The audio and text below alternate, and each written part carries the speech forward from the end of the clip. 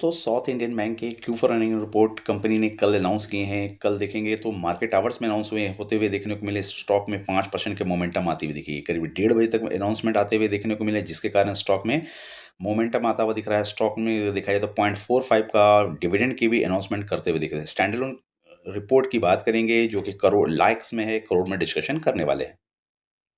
Revenue from operation यानी interest income देखेंगे तो 2300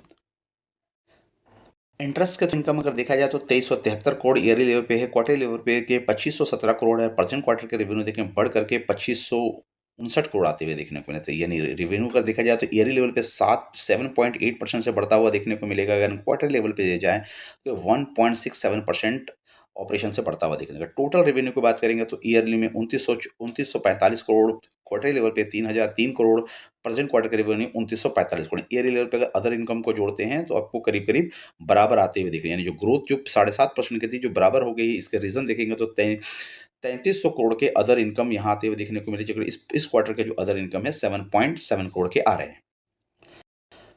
खर्चों एक्सपेंसेस की बात करें तो एक्सपेंसेस 2262 करोड़ आ रहे हैं। टोटल खर्चे रेलवे पे 2419 करोड़ एंड 2364 आ रहे हैं। तो जिस हिसाब से रेवेन्यू बढ़े हैं, उस हिसाब से खर्चे भी यहाँ पे देखेंगे तो 2262 और 2300, यानी कि रेवेन्यू ईयरली लेवल पे उतने नहीं बढ़े हैं टोटल टोटल इनकम के थ्रू देखा जाए तो, बट यहाँ खर्चे बढ़ते हुए देखने को मिल रहे हैं।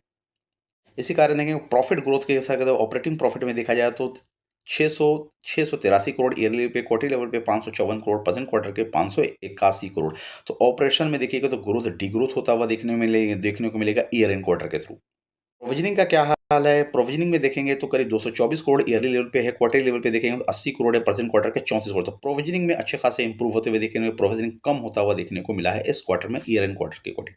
प्रॉफिट फॉर द पीरियड क्या आ रहा है तो देखेंगे तो 342 करोड़ आ रहा है ईयरली पे। क्वार्टर लेवल पे 374 करोड़ था। प्रेजेंट क्वार्टर के देखिए 407 करोड़। तो यहाँ नेट प्रॉफिट में आते आते आपको ग्रोथ देखने को मिली। करीब 18% से ईयरली पे ग्रोथ हो रहा है एंड क्वार्टर लेवल पे जाए तो करीब 9% से ग्रोथ देखने को मिल रही है।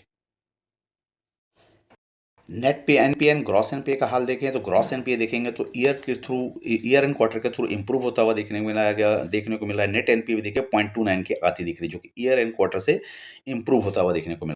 मार्जिन का क्या हाल है? मार्जिन देखें तो ऑपरेटिंग प्रॉफिट में थोड़ा सा नुकसान डी ग्रोथ हो रहा है, तो मार्जिन देखिए गिरते हुए ईयर एंड क्वार्टर के अकॉर्डिंग देखने को मिल रहे हैं। क्वार्टर से बढ़ता हुआ देखने को मिला, ईयर से गिरता हुआ देखा। नेट प्रॉफिट मार्जिन देखिए 11 पे थी, 13 पे आई है। नेट प्रॉफिट अच्छी की है तो 12 से 13 पे आती हुई 13.84 पे। नेट प्रॉफिट मार्जिन अच्छे इंप्रूव हुए हैं।